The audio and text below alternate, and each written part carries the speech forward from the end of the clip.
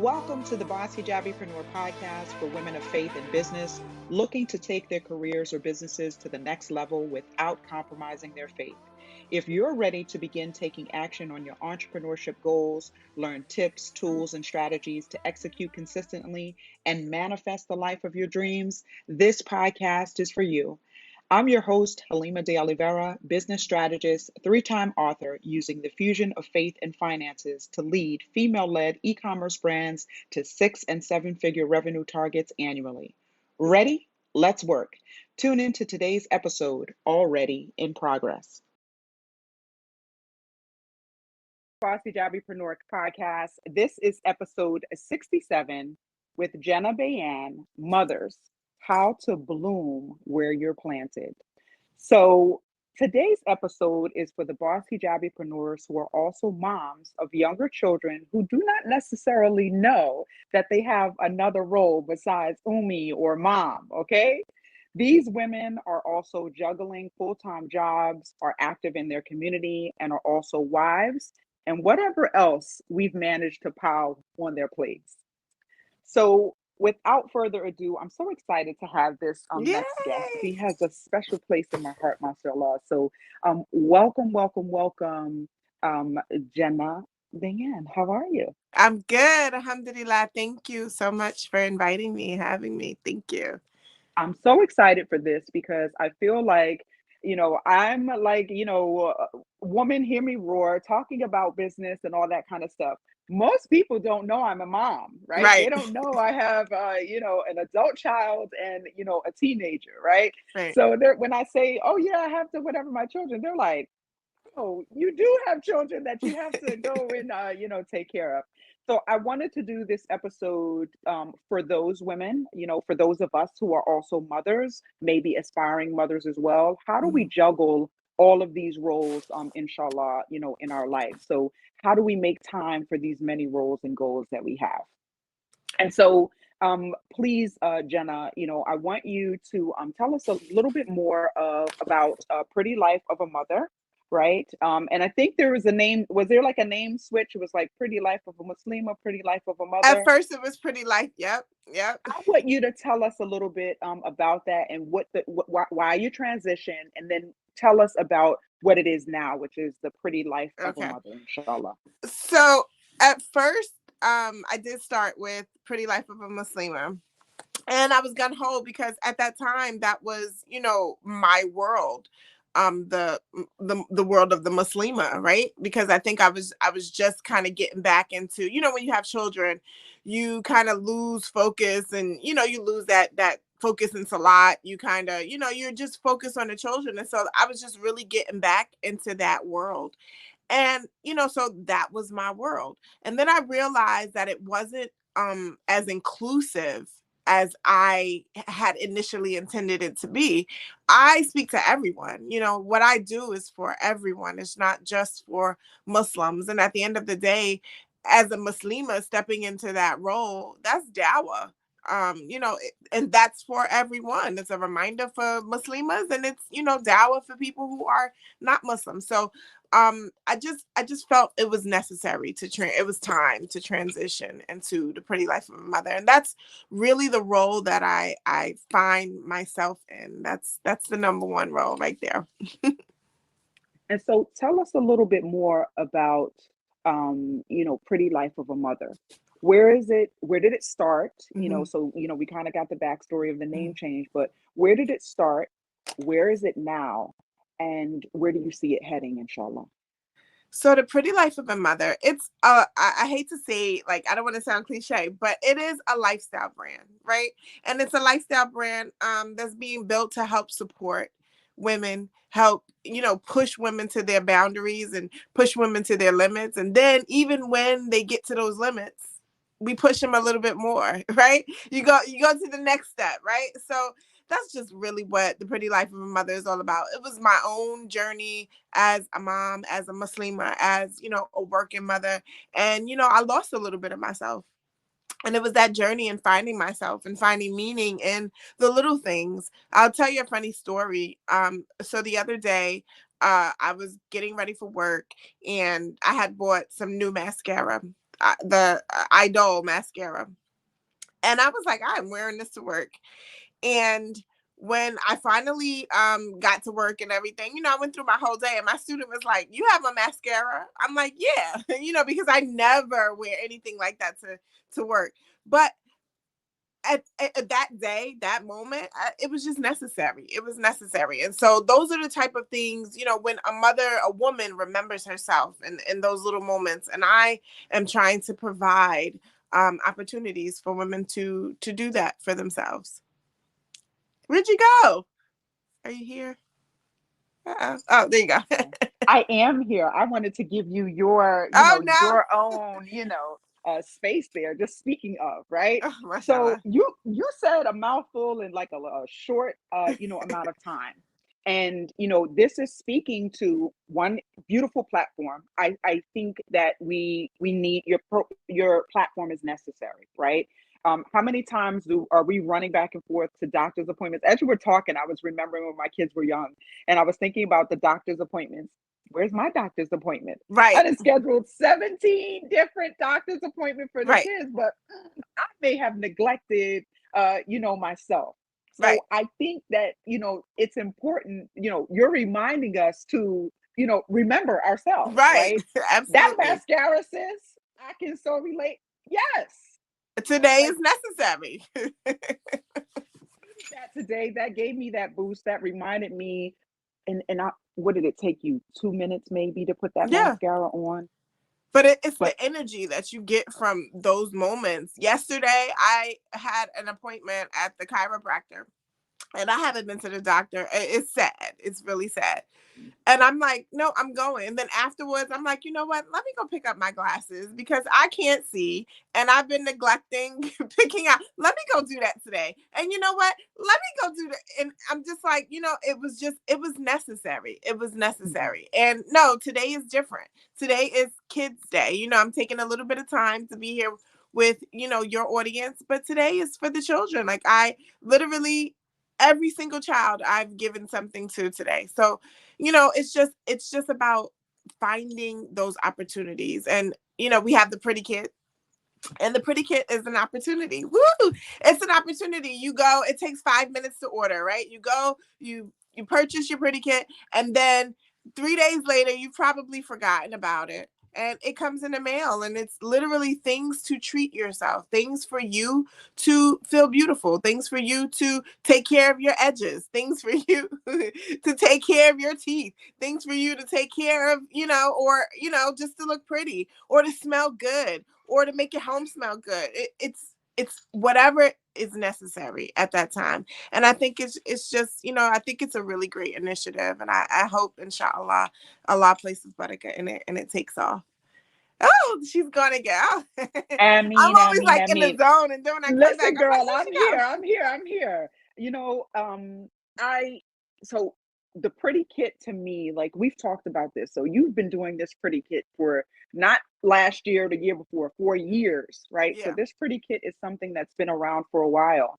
And, for me, it's necessary. Women need, to feel beautiful. Women also need like we've kind of gone away from this receiving a letter in the mail or receiving a handwritten note in the mail. I'm sorry, but I need those things. One of my best friends, right? My best friend in the whole wide world. We've been friends for 42 years, right? Wow. We are the same age. We've been friends for 42 years. Alhamdulillah. And you know what she sent me? She sent me a journal.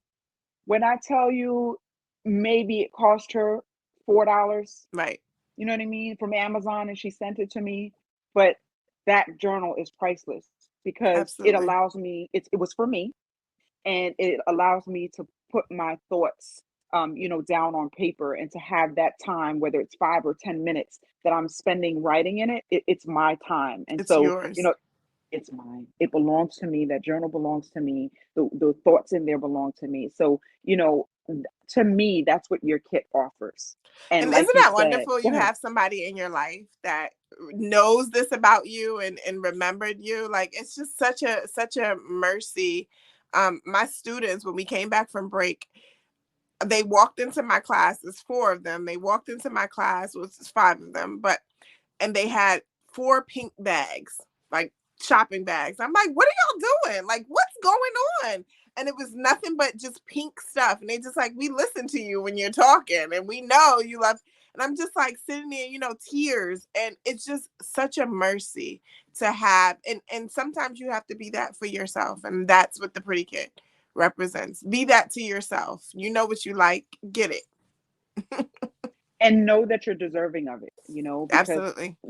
how much do these kits cost? They are $50. Exactly. So Regardless of what's in them. $50. And the contents always exceed $50. Alhamdulillah. Alhamdulillah wa mashallah, right? But how many women say $50, I have to get my kid this, Yeah. or I have to do this? $50 is like, oh man, I can't spend that on myself. Yeah. And no, you're worth the investment. You are. And and the advice that men that I know give, men that are imams that give, right? This was advice when I was married. This is advice that I was given. And it was, when you take care of her, when when you take care of the wife, when you take care of the woman, she is then able to pour out into the family. When she is out of whack, The whole house. this The whole house. on it. Because my next question was, how do you take or make, right? So sometimes I know me, and sometimes it's not make, and sometimes it's not scheduled. Sometimes it's taking. I can't handle your fire. I can't do what you're doing. Right. I'm taking this. Goodbye. Goodbye. Yep.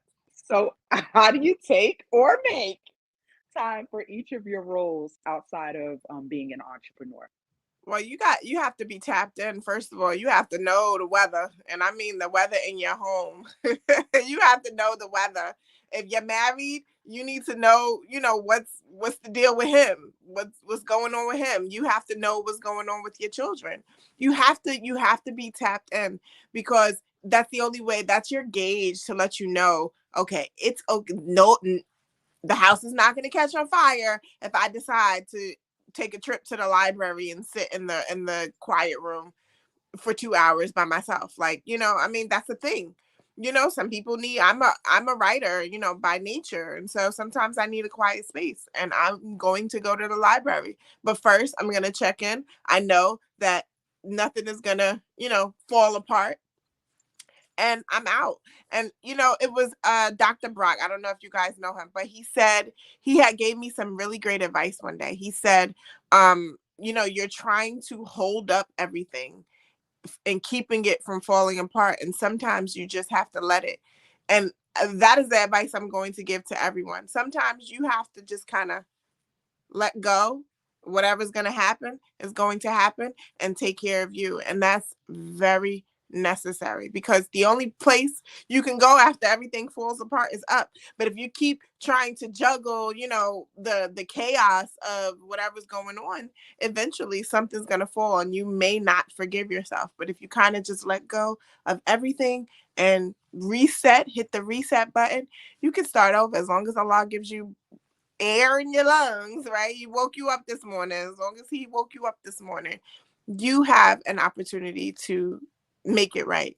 And so you have to be checked in. All of that to say, you have to be checked in. You have to know the weather. Me personally, I assess. Like, for example, going into the kids' rooms, I notice, every day, and I'm talking about my big kids, my big sons.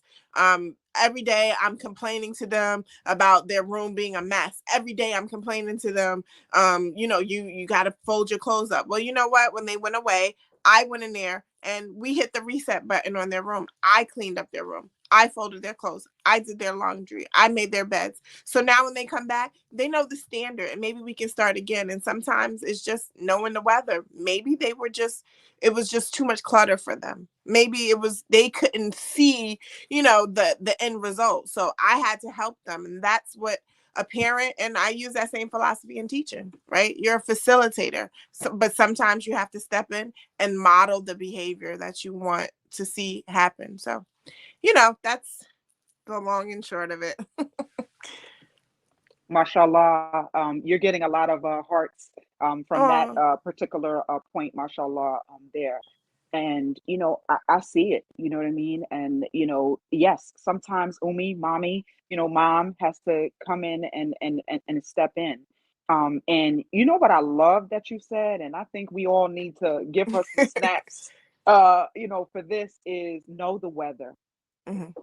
SubhanAllah, that's about you, that's about your children, that's about your spouse, right?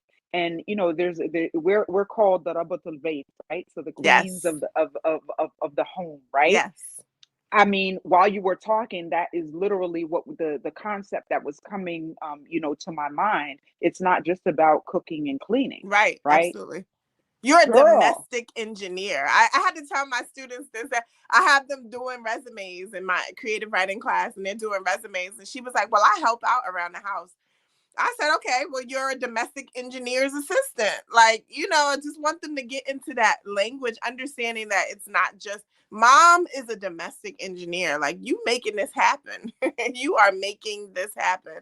And so, it's important to know what's going on. If you're a manager at a job, you have to know what's going on with all of your employees. You have to know the weather. You got to know who called out today. You got to know what kind of coverage you have. You have to know everybody's schedules, everybody's breaks. You have to know what's going on in the store, what needs to be like, and that's a job. That's and your home is probably 20 times more complicated, especially when you have, small children in different developmental stages, so you have to know, you have to check in, you have to approach it as a, I don't want to say job, but as a uh uh like you're a manager, right? Like you're a supervisor at a job. You have to know what's going on. I love that. On that last point that you were talking about, you don't want to go into it like a job, but when we think about going into marriage from an Islamic perspective, we have a contract that happens in that marriage. So just Listen, think about that from a business it's a perspective. job. Speak on it. Yes, yes, It's a yes. job. Wait, hold Hmm. on. This can be upheld in the court of law. A contract can be upheld in the court of law. Contract supersedes everything. So as Muslims, if it's that serious, that's the seriousness of it, right? And there's even an ayah in the Quran where, don't go into anything you have to write a contract. Make sure you transcribe everything, have a contract, and have witnesses. This is for major acts of business. So you need a contract with yourself. If you are the domestic engineer of your home, you need to have a contract with yourself. And by contract with yourself, I mean today, these are my reminders. These are the things that I'm going to do. This is my schedule today. You know what? I just don't have the energy to get out of bed today. I'm going to figure out how to, work from my bed. Figure out how to, I'm going to employ someone else in the home to, figure out how to do certain things. We are going to order pizza tonight. We're going to do this. Or you know what? I'm feeling great. Tonight is movie night for the family. Like, you have to know the weather, and you have to know you, and you got to be checked in. I love it. I'm gonna share this quick story because that's a great reminder. So this was back when I worked, in corporate America, Mm-hmm. and I had a babysitter, and she happened to her place of business was actually right across the street, Oh, and wonderful. it was, oh, listen, that was See, from a Allah's law, mercy in the like, little things. listen, Listen. okay. And so, I would drop my daughter off 7:30, and then I would be on my way, fight traffic, and get to work, right? And one day, I came home early, and normally I pick up my daughter between 5:30, 6 o'clock, and I think it was like 2 o'clock in the afternoon. Right? We had gone to a conference or something, and I was back early. Mm-hmm. And I called. I always call, "Hey, I'll be there, in 10 minutes." So this way, my daughter's ready. She's walking out the door, and Right. I can, just pick her up. So I call. Do you know what the babysitter said to me? She was like, "Why?" She was like, "Why don't you go home for the next 3.5 hours and do something for yourself?" Right. Take a nap. That concept was so foreign to me. I think, my son was already older. He was like 10 or 11. Mm-hmm. And then her, she was like 2 years old. And I was like, what do you mean? Like, to myself, I'm like, well, what am I supposed to do for these 3.5 Because I'm a hours? mom. And I I'm gotta a get the mom baby. and I got to get the baby, and I'm shortchanging my daughter by not picking her But up, as if she knew that I was home. Only and one she's knew I gonna was be home was straight, me. right? And she's gonna be straight. And she's gonna be straight because that was the setup that Allah gave you anyway. She's right across the street. You're good. So I mean, it's very important.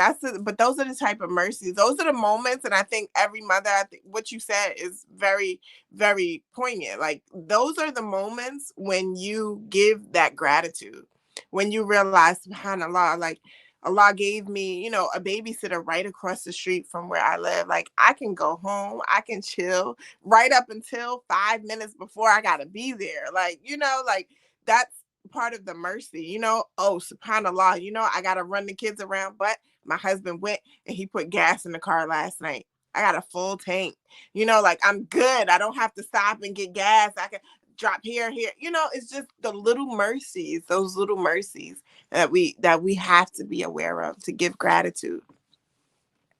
MashaAllah, that's a perfect segue. So, what's it like having the additional layers? So, working a full-time job, this is your scenario, and this used to be my scenario, Mm-hmm. and this may be many women's scenario out there. So, what's it like having the additional layers? Working a full-time job, being a mother, you are actually building a masjid community. MashaAllah. May Allah reward you. I Ameen. mean, And, from what I see, some great things are being said about what you're building, and it's still in its inshallah, infancy. inshallah. Still it's within you're still within the first year of, this, masjid community concept, all that good kind of stuff, right? And then on top of it, so that's still not your stuff, right? Growing a brand. All of this is happening at the same time. And I'm sure there are other things that are going on too, but those are the ones that are apparent. So those are the ones that I named. How complicated is it? Looky, you just had to take a breath, right? Listen, It's amazing when you hear it out loud. it's scary. It's scary because I know that nothing happens without Allah's. Is a hadith that and Aisha asked the Prophet ﷺ a question, and he responded to her. He said, Allah is the only one who facilitates ease. So if you pray for anything, pray for ease. And so, that's been my dua, and one of my duas, and I have another one that I'll share with you. But that's one of my main, every day you just pray for ease, pray for ease. But it's sort of like, speaking to your question, it's sort of like hooks. And so when you go to the meat market, when you go to like the real meat market, right? Like in one of the third world countries, right? And they have the meat out there, and there's these big hooks, right? The meat hooks. And that's exactly what life, doing what I do, that's what it's like, right? Everything has their hook in you, and everybody's pulling and pulling and pulling and pulling. But the saying that if you love what you do, you never work a day in your life. It's that kind of fulfillment. And so I'm going to share another story with you guys. Well, it's not so much a story, but when I was younger, when I had just started, coming back to Islam, I don't know if anybody, out there knows my journey, but when I had just started coming back to Islam and practicing, I figured out, what, I don't know how to interact with this outside world. Like, this it swallowed me whole.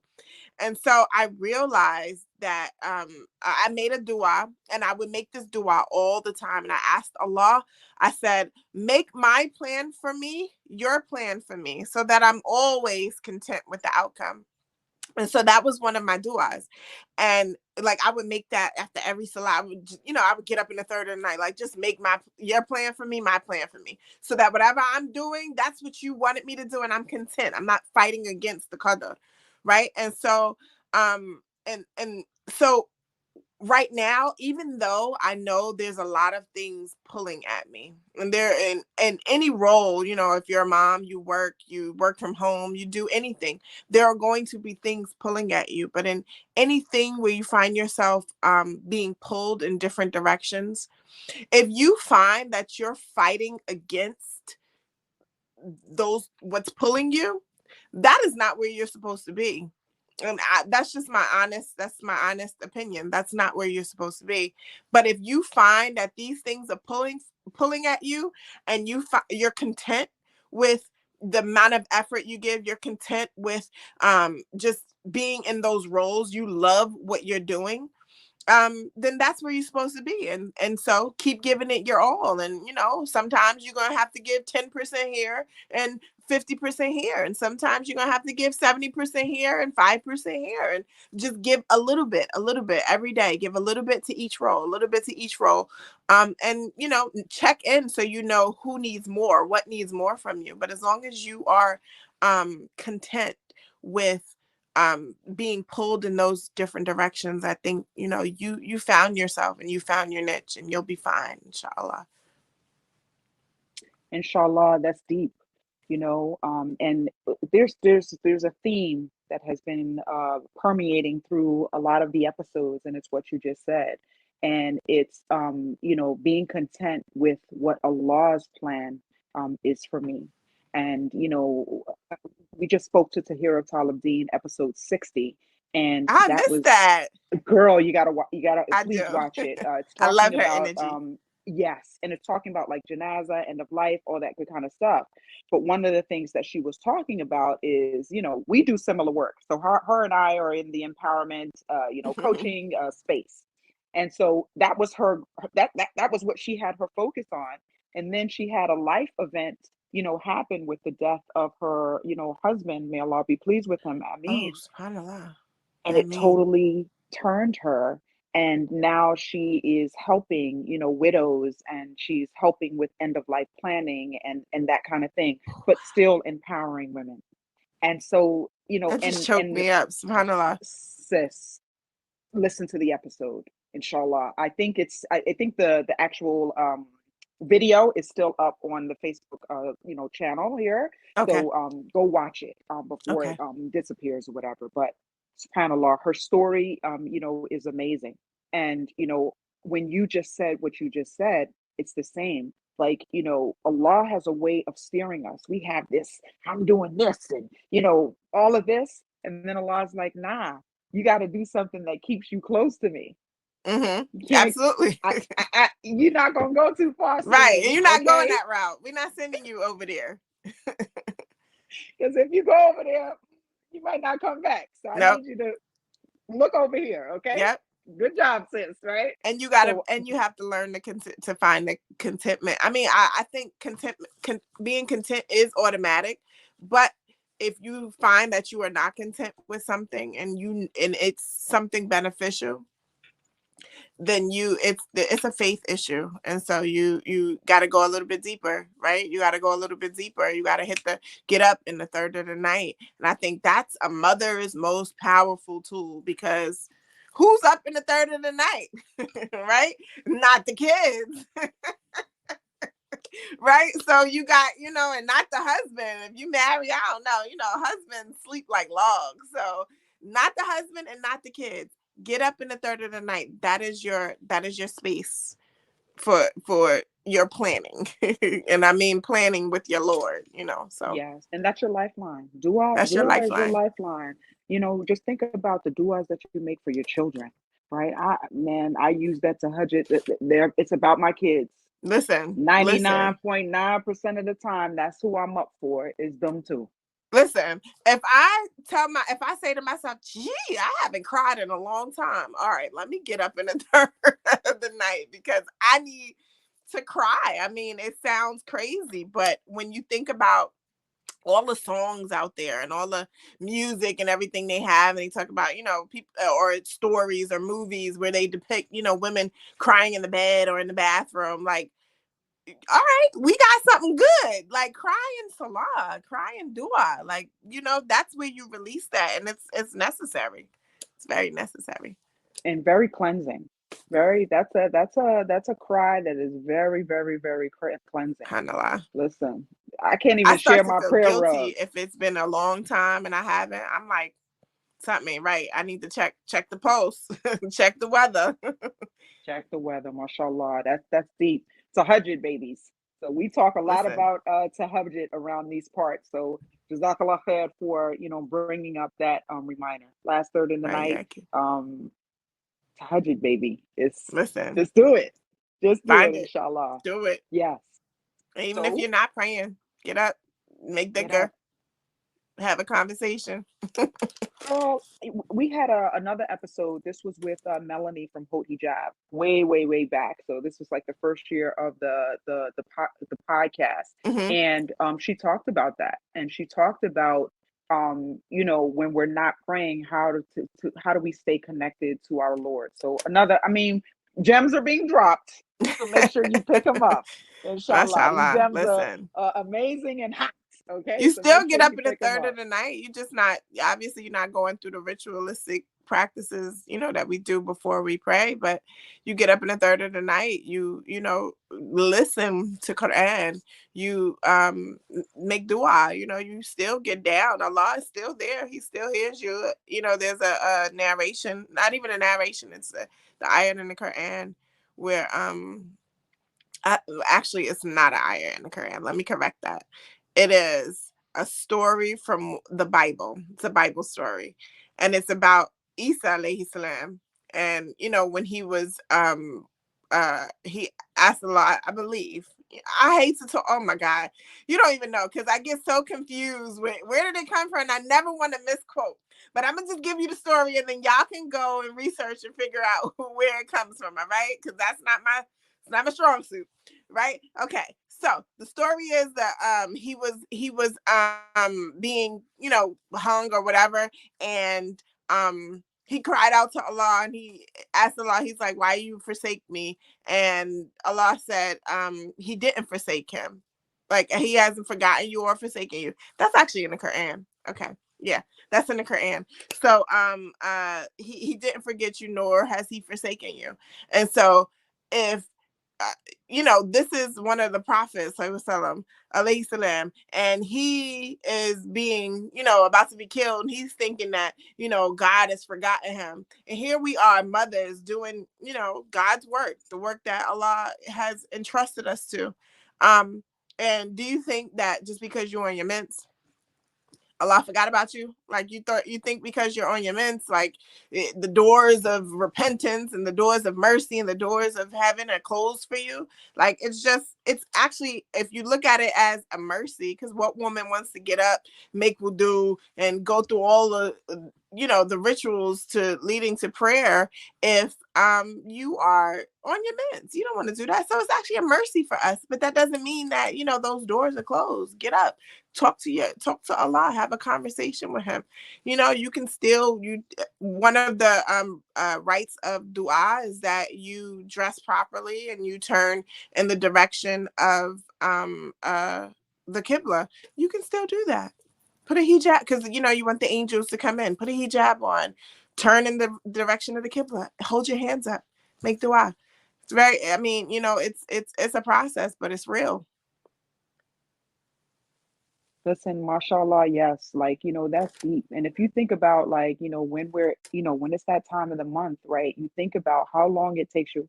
Some people are on their menses 3 days, some people are Some longer, people go right? 14 days. Like, SubhanAllah, may Allah make it easy. And I mean, because it's like, imagine not doing anything for 14 days. right. I can't even imagine. I couldn't even I, imagine. I'm 3 to 4 days, right? That's Right. me, right? That's my time. And I feel so disconnected Mm-hmm. coming back. It takes me like 2 days to get back to where I Right. was prior. So it's like Right. Because that five first days Fajr, out of the I'd be month, like, I'm oh, down. I forgot I had to. Sometimes, like, especially if it's like busy, man, I could be in school and the whole day would go by. And I'm like, oh shoot, like I'm praying. Gotta get up. Yeah, Come on. yeah. So you have to know the weather. Girl, I'm telling you right now. Listen, that's gonna be the quote on the in the caption. Know the weather. Okay. Know the Jenna weather. Bayyan said, know the weather, inshallah. So what is your advice for women who want to pursue entrepreneurship but are apprehensive because they have additional roles and responsibilities on their plate that may take their time and attention? Um, First of all, entrepreneurship is not for the weak, right? And so I say that to say, you have to know yourself, because I think uh, just in a lot of conversations that I've had with different women and sitting in on, different classes, and, even my personal journey, to some degree, you are, as an entrepreneur right now, the game is on in full view, right? You can see it on Instagram, you see it on Facebook, you got all the social medias, you have all these websites, you could type in any product, you can find someone who makes it, right? So there's a lot of I'm not going to call it competition, because that's not what it is. There's a lot of this, the market is saturated. That's the appropriate word, right?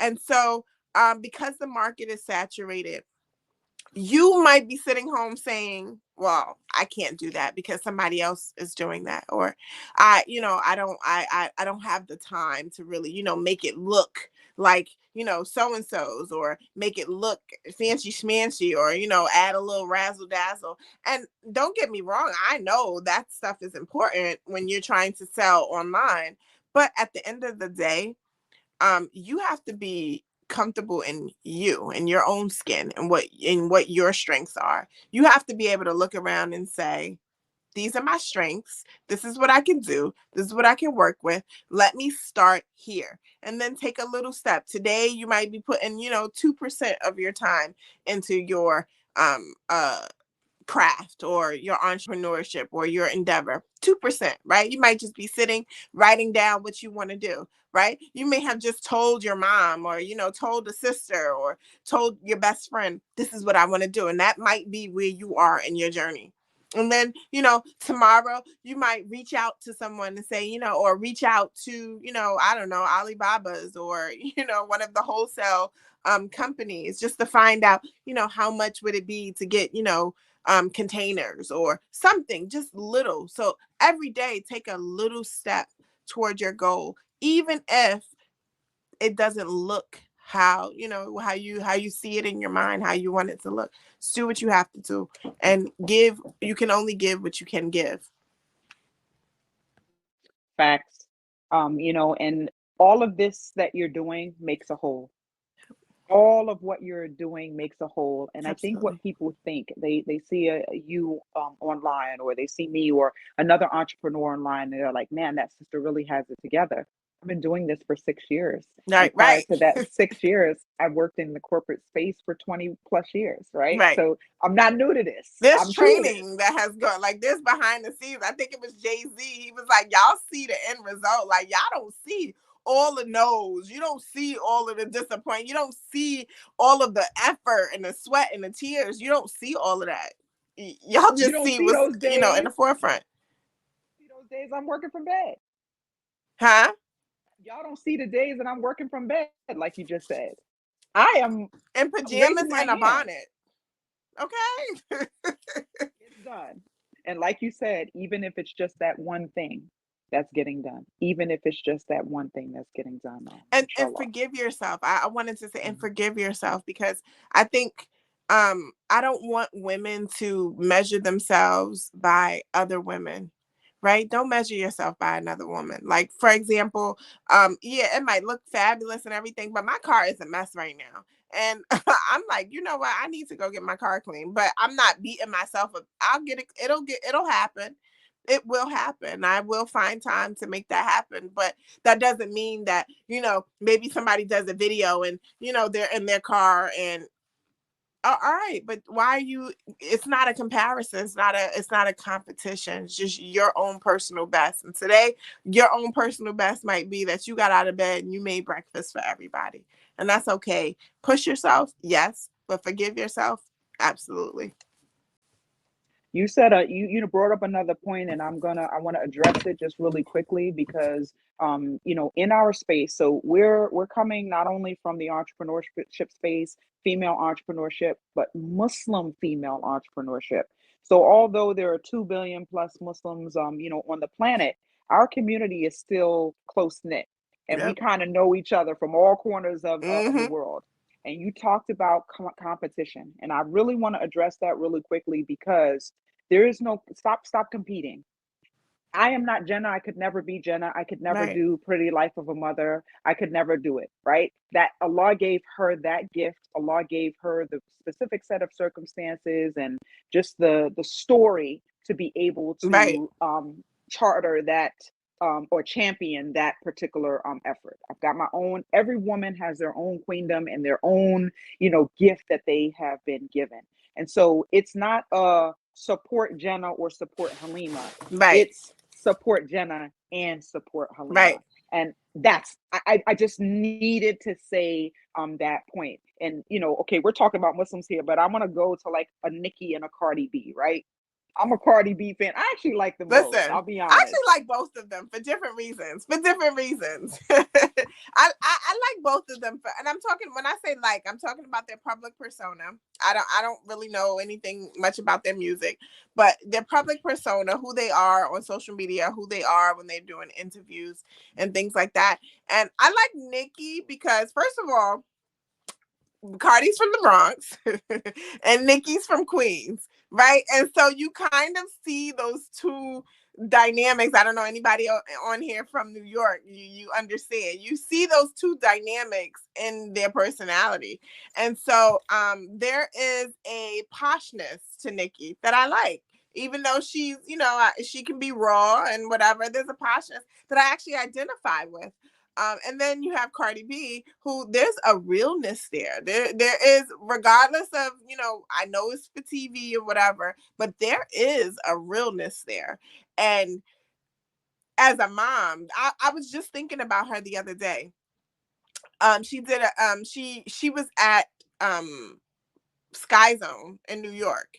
And she was with, her children. She was taking a video of her children or whatever. And I saw like in the back of the video, you could see like some Muslims in the background. I'm just like, yeah, she's at Sky Zone. And those sisters look like familiar. And I'm like, I bet they don't even know that that's Cardi B there, with her children at Sky, with her daughter at Sky Zone. And Offset was there and everything. And I'm just saying, like, she chose motherhood. I don't know anything about all them other women. Or, I don't know Nicki. I know she has a child now, but that girl chose motherhood, and hat off to her. Like, she is a mother. All of the whatever she says out of her, whatever. At the end of the day, much respect for Cardi B. She is a mother and she does it. And I admire that about her. Mashallah, mashallah, I love it. And I agree. I agree with what you just said, because like I like Nicki, I like Nicki from a business perspective. Mm-hmm. I like Cardi, like you said, from like a familial, from a relationship being real and authentic. Yes. And that woman is actually very smart. She Cardi B? actually is listen. Yeah, y'all can't see us because we're on video, but I am nodding my head and I She have is my little very smart. hand on my chin. Very Like, smart. that Okay. woman And is I mean, smart. like, we're not going to say book smart because I don't know. I'm not her teacher. I don't know. But Right. that girl has a lot of sense, and she allows her sense to guide her. And that's what comes through. That's what I like about her. And that comes through. I love it. I love it. Just want to say assalamu alaikum to anyone who joined our live video, and also to those who will listen to the podcast episode later. Thank you so much for being here. I see assalamu alaikum rahmatullahi barakatuh. Good morning, all that good kind of stuff. My bestie is on here, the one who we talked about a little bit early. So, bestie, please, please, please watch this episode. I chatted about you a little bit right in the middle, in the beginning, towards the middle, inshallah. So, is there an ayah, hadith, or quote that governs your life? You've dropped a lot of gems. You've given us a lot of ayah, and I do want to encourage you. Anytime you hear ayah or hadith or even just a quote on here, investigate further. Please. Please, yes. Please. So go ahead, please. Oh, someone Woo! said, Assalamu alaikum wa alaikum salam. I'm enjoying this. We're enjoying it too. Alhamdulillah, you're enjoying it. So is there a hadith? So there is a hadith that is kind of like one of my gems. And I'll share it with you guys. It's I try, Allah knows best, and I pray that, when I stand before him, he says, yes, you tried to live by this and this is your entry. So there's a story. There's a man who he was blind. I think he was blind, and he was, poor, and he didn't have much. And so he would make dua. He would, constantly make dua to Allah, that Allah give him more. Right. And so one day, I think it was an angel who came in the form of a man. And, he said, "Are you sure that you want more? Are you sure that you want more?" And the man said, "Yes, I'm sure." And he said, "Okay, because there's going to be a time when you have to be, you got to be grateful for Allah giving you more." Right. And he said, "Yes, I want more. I want, like, give it to me. I'm ready. I'm ready." Right. And Allah gave it to him. Right. And so years went by, and he had wealth, he had his eyesight, he had, he was the guy. Right. And then years and years later, the same angel came back to him in the same situation that he was in um years prior. Right. And he asked him for sadaqah, and the guy turned him away. He was like, like, get out of here. He turned him away. And Allah brought him back down to the place where he was before.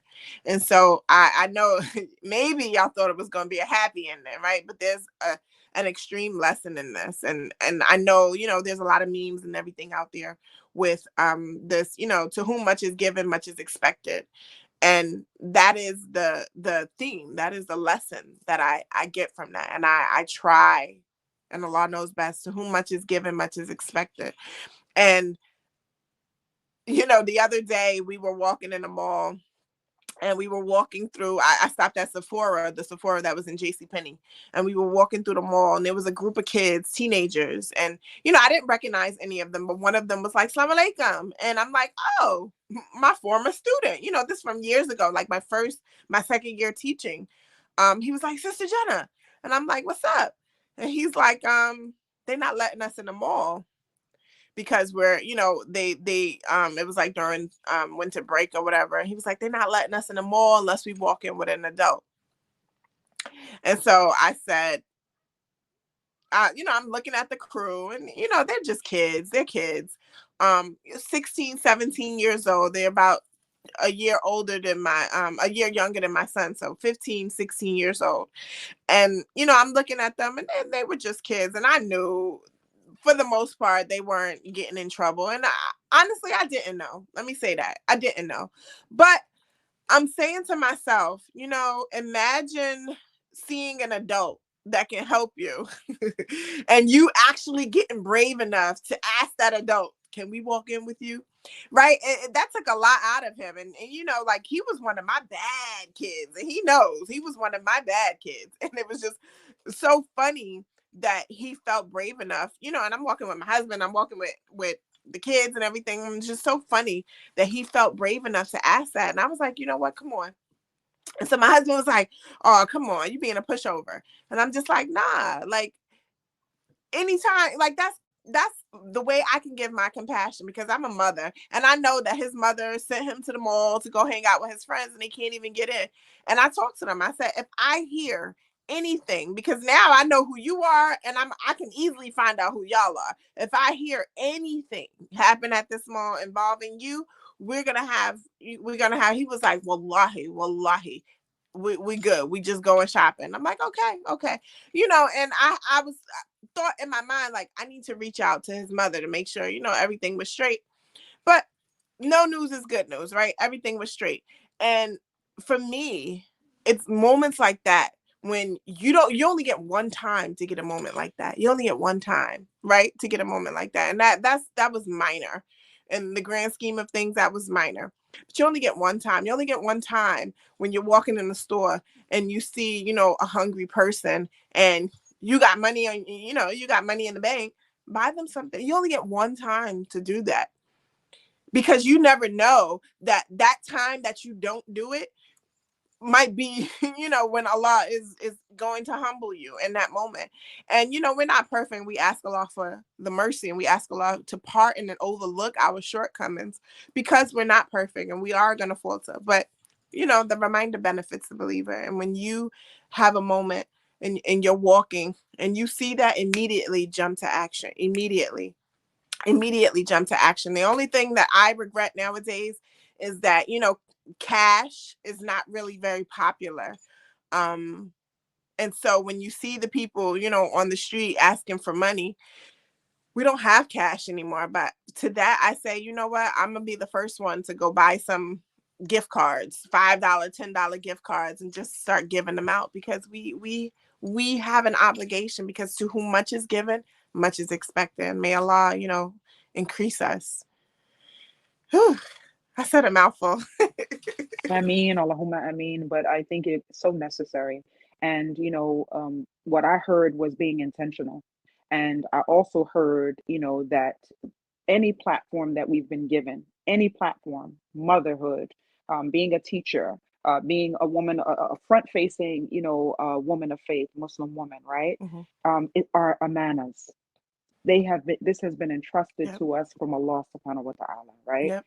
And what you just said, I don't know if it's a hadith or what it is, but it talks about Allah is going to ask you on Yom Qiyamah, why didn't you clothe me? Why didn't you Yep. feed me? Why didn't you Why didn't you visit do me? me? Why Yep. didn't you Why didn't visit you me? feed me? And short window. I have so many stories where I could just attest to what you just said, of that short window that Allah gives you to serve His servant. Yep. And I remember one time, I'm not going to tell the full story, but I remember one time the window was very short, and I walked past it, and then I heard, Fisabilillah, Fisabilillah, sister, Fisabilillah, and I turned around. And I walk fast. If anybody's ever been with me, I be out, okay, gone. And I was rushing to the masjid. This is when it happened. I was rushing to the masjid to get there before the angels close their book. Right. Once the imam I gets need on to the be minute, on that that's it. list. Listen, I need it, right? So I was rushing to the masjid, and all I heard, the sister asked, I saw her in front of me, and then backwards it was like I heard Fisabilillah, sister, Fisabilillah, and I was just like, this could be the one. This Right. could be the one. Let This me could be turn, the and I one. turned back around.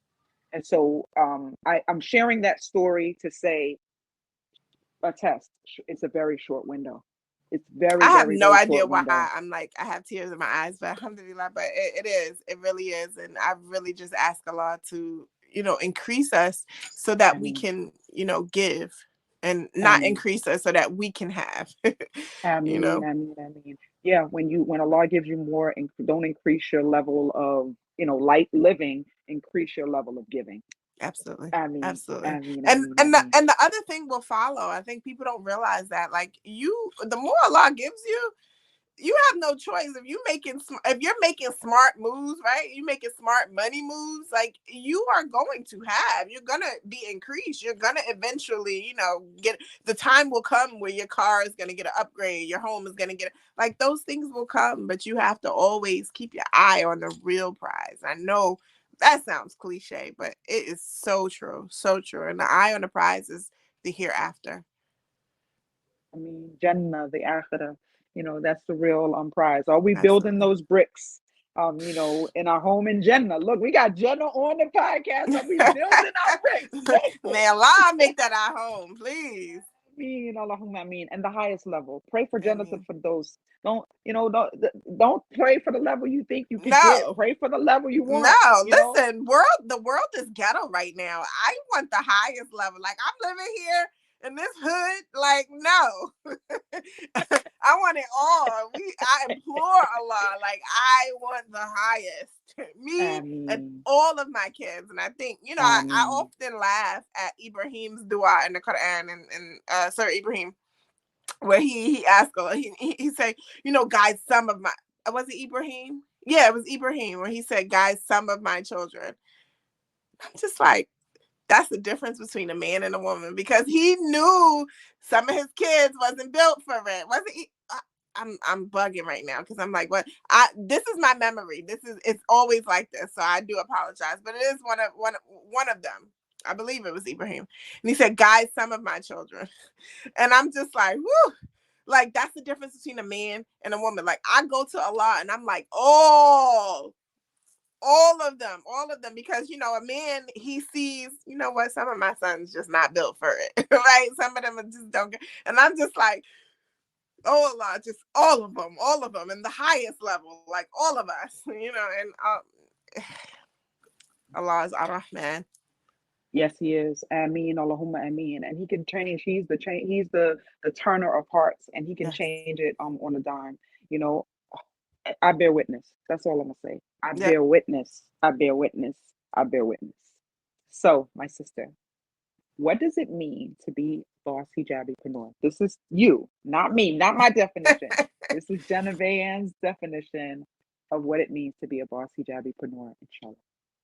I think to find contentment with the decree of Allah, and I know that sounds I keep saying that, but it does. It does. But I like to go in and go for the deeper meaning, right? So we say a lot of we have a lot of memes, we do a lot of cliches, but I like to kind of peek behind the curtains and take out what it actually means. And when you think about your deeper, that contentment, right? When you think about being content with Allah's decree, being content with your level of effort. You were talking about standing in your authentic space. You were talking about, what, as a teacher, high school teacher, I work at a school where I am the only, aside from the substitute teachers and the hall monitors, I am the only African American one, the only African American person, and the only Muslim.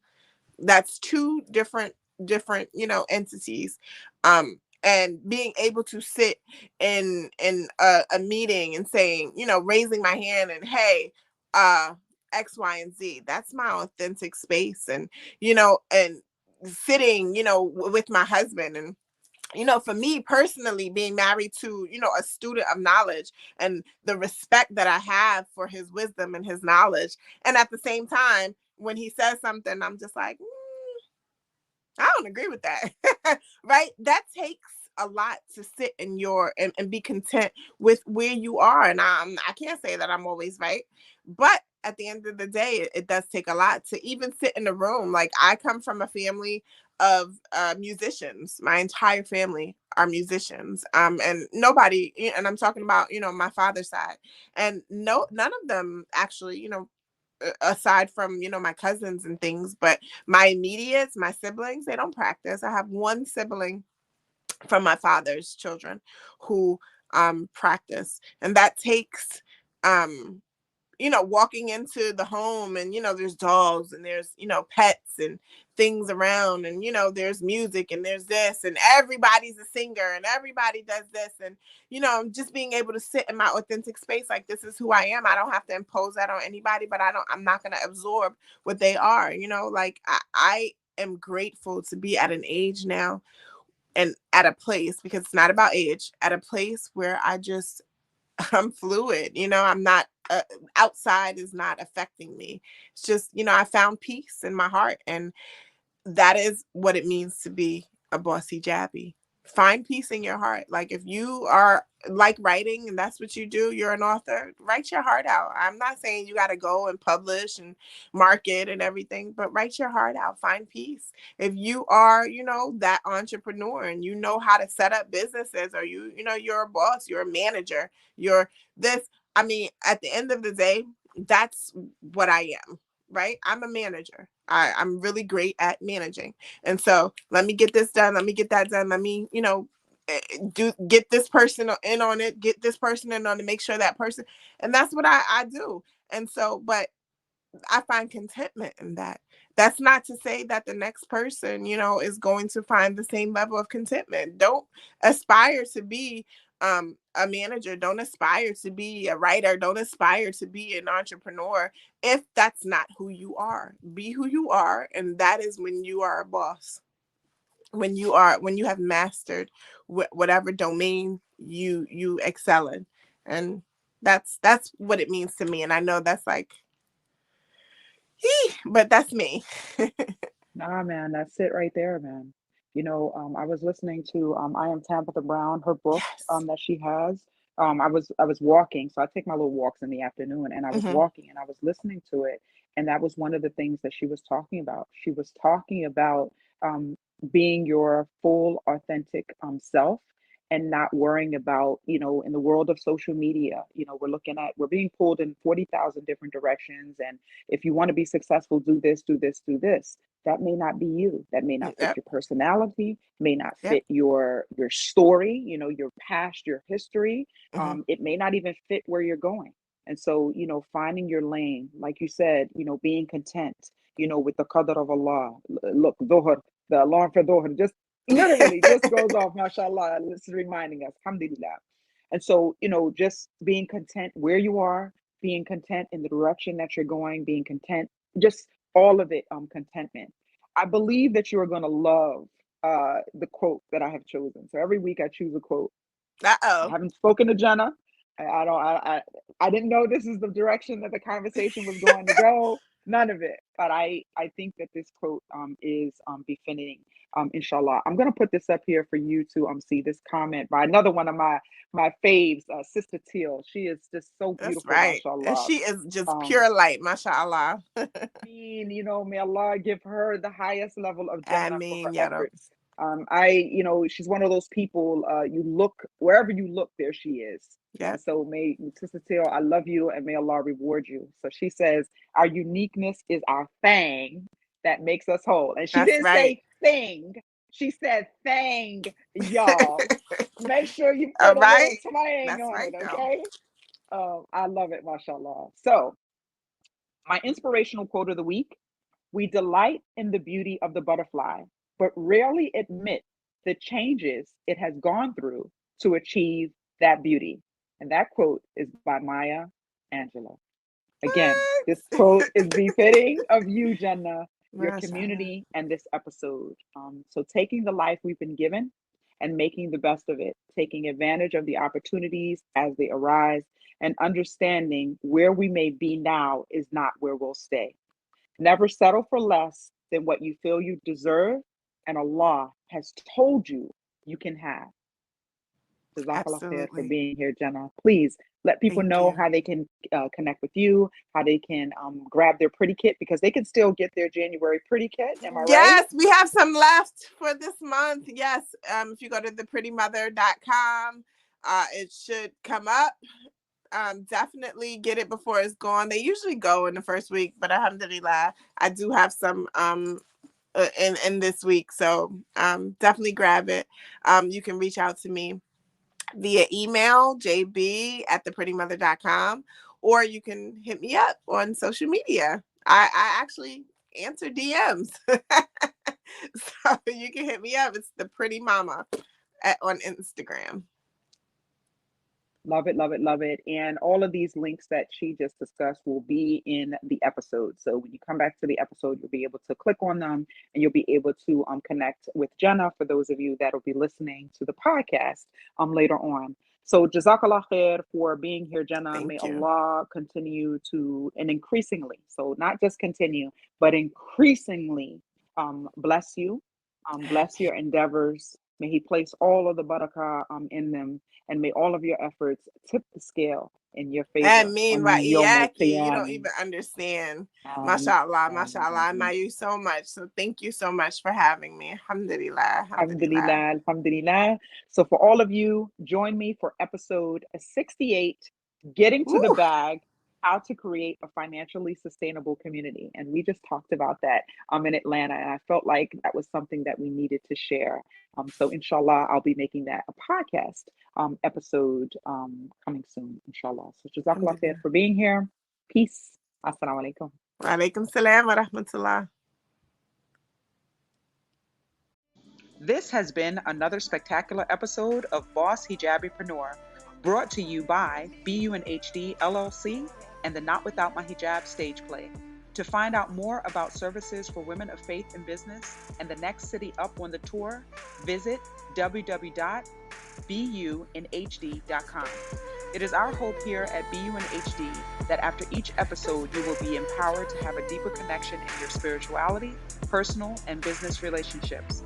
As women of faith, we have a responsibility to learn our religion, apply it to our daily lives, and to make a positive contribution in our local and global community.